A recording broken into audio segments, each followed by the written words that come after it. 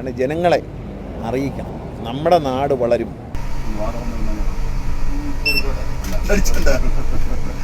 ഞാൻ താഴോട്ട് നോക്കിയില്ല, സ്വിച്ചിലേക്ക് അതാണ് അടിച്ചതാണ്. ഇപ്പൊ കോട്ട വിട്ട് തന്നെയാണ് അടിച്ചത്.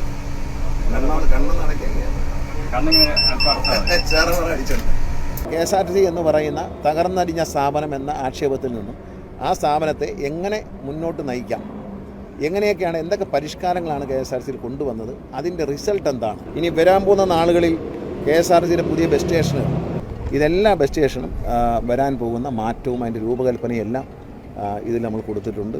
എല്ലാ പരിഷ്കാരങ്ങളും എറണാകുളത്തിന് വേണ്ടി ഡിസൈൻ ചെയ്ത പുതിയ ഡിസൈൻ വരെ ഇതിൽ വന്നിട്ടുണ്ട്. ഞങ്ങൾ ആ ഒരു KSRTCയുടെ മാറ്റം എല്ലാവരും പഠിക്കണം. KSRTC മാലിന്യമുക്ത കേരളത്തിൻ്റെ ഭാഗമായതെങ്ങനെ, എല്ലാവരും ഇതിൽ ഉണ്ട്. നമ്മുടെ നാടിൽ തകർന്ന സ്ഥാപനങ്ങളെ ഉയർത്താൻ നമുക്ക് കഴിയുമെന്നുള്ളതിൻ്റെ ഏറ്റവും വലിയ ഉദാഹരണമാണ്. KSRTC ജീവനക്കാരുടെ അഭിമാനകരമായ ഒരു നേട്ടമായി ഈ ബുക്കിനെ കാണണം. ഇതിൻ്റെ റൂട്ട് നമ്മൾ എറണാകുളത്ത് നിന്ന് ബാംഗ്ലൂരിൽ നിന്നാണ് ആദ്യം തീരുമാനിച്ചിരുന്നത്. അപ്പോൾ ഇപ്പോൾ ഒരു പുനർചിന്തനമുണ്ട്. തിരുവനന്തപുരത്ത് നിന്ന് തമിഴ്നാട് വഴി കയറി പോയാലോ എന്നൊരാലോചനയുണ്ട്. കാരണം നമുക്ക് പെട്ടെന്ന് ഒറ്റയടിക്ക് എത്താൻ പറ്റും. പിന്നെ ഒരു സ്പീഡിൻ്റെ പ്രശ്നമാണ്. നമ്മളിവിടെ 80 ലോക്കിയിരിക്കുന്നു, തമിഴ്നാട് 100-ലാണ്. അപ്പോൾ നമ്മുടെ സ്പീഡും ഹൈവേ 80 ആക്കാൻ പോവാണ്, 100 ആക്കാൻ പോവാണ്. 100 ആക്കുന്നതോടെ ഇതിൻ്റെ ലോക്ക് റിമൂവ് ചെയ്തിട്ട് നമ്മൾ തമിഴ്നാട്ടിൽ കയറിയാൽ നമുക്ക് 12 മണിക്കൂറുണ്ടെത്തും. ഈ വണ്ടി ഒരു 75-ന് മേളിലെങ്കിലും പോയാലേ ഇതിന് ശരിയായ മൈലേജ് കിട്ടത്തുള്ളൂ എന്നാണ് ഇതിൻ്റെ ഡ്രൈവർമാർ പറയുന്നത്. അപ്പോൾ ഇത് ഓടിച്ച് പരിചയമുള്ളവർ അതാണ് പറയുന്നത്. അപ്പോൾ നമ്മൾ അത്തരത്തിലൊരു ആലോചനയുണ്ട്. ഏതായാലും വണ്ടിയുടെ ഹൈവേയിലെ വേഗത 100 വർദ്ധിപ്പിക്കാൻ സർക്കാർ തീരുമാനിച്ചു. അപ്പോൾ അത് വരുമ്പോൾ ഇതിൻ്റെ ലോക്ക് നമുക്ക് 100-ലേക്ക് മാറ്റാൻ കഴിയും. അപ്പോൾ കേരളത്തിൽ രജിസ്റ്റർ ചെയ്യുമ്പോൾ ഇപ്പോൾ നമ്മൾ 90 വയ്ക്കാൻ പറ്റും. 100 ആക്കാനുള്ള 100 ആക്കിയാൽ നമുക്ക് തമിഴ്നാട്ടിൽ കയറുമ്പോൾ പറയുന്നത്. തമിഴ്നാട്ടിൽ 100-ആണ്.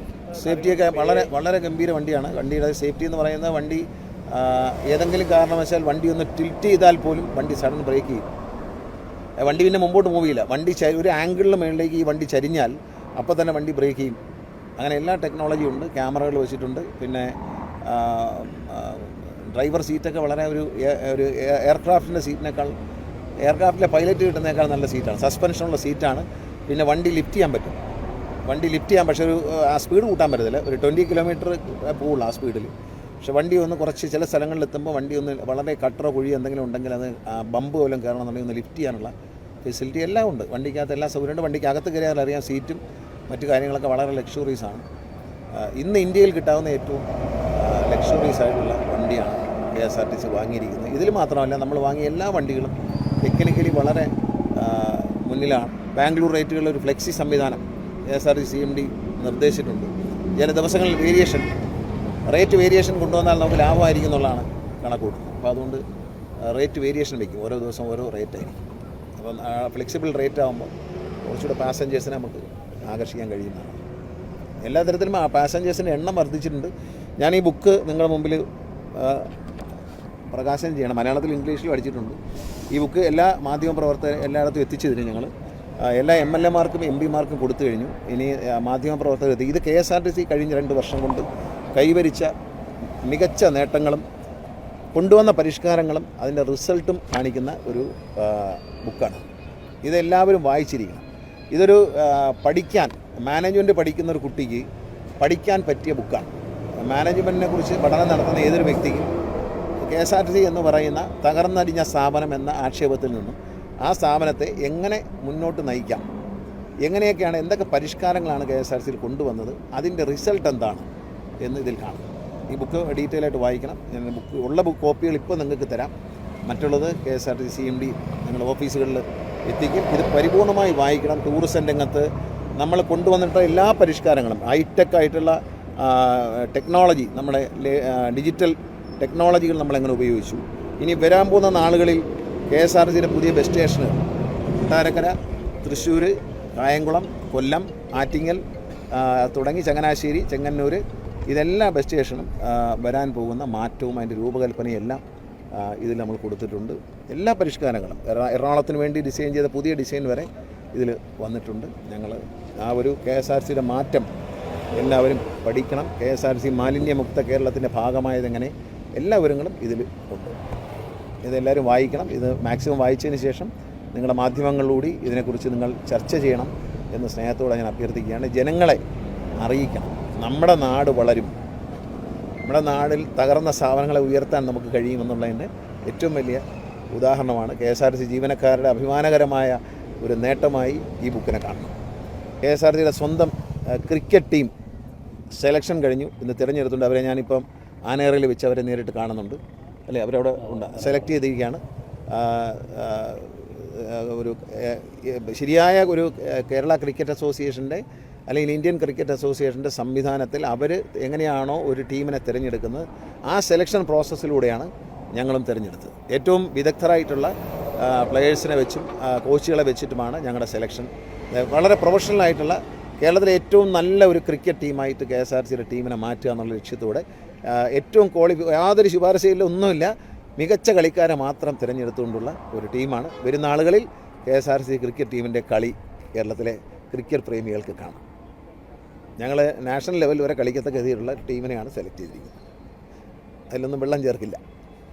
പിന്നെ വോൾവോയുടെ ചുമതല ജനറൽ മലയാളിയാണ് അദ്ദേഹം, വർക്കലക്കാരനാണ്. സുരേഷ് ചെട്ടിയാർ അവരെല്ലാം വന്നിട്ടുണ്ട്. അവരുടെ ഭാഗത്തു നിന്നൊക്കെ വലിയൊരു സഹകരണമാണ് ഉണ്ടായത്.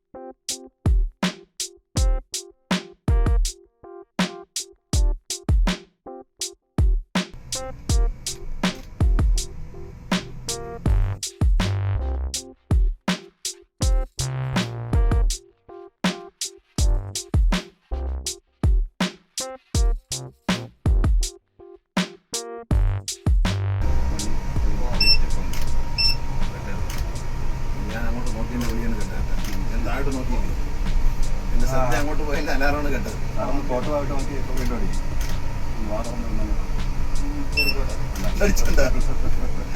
ഞാൻ താഴോട്ട് നോക്കിയില്ല, സ്വിച്ചിലേക്ക്, അതാണ് അടിച്ചത്. ഇപ്പൊ ഫോട്ടോ വിട്ട് തന്നെയാണ് അടിച്ചത്. കണ്ണ് നടക്കാൻ അടിച്ചത്, കണ്ണൊന്നും അടച്ചത്. ഇത് ക്യാപ്ചർ ആണോ? ഇമേജ് എടുത്ത് അവിടെ വരും. കൺട്രോൾ റൂമിൽ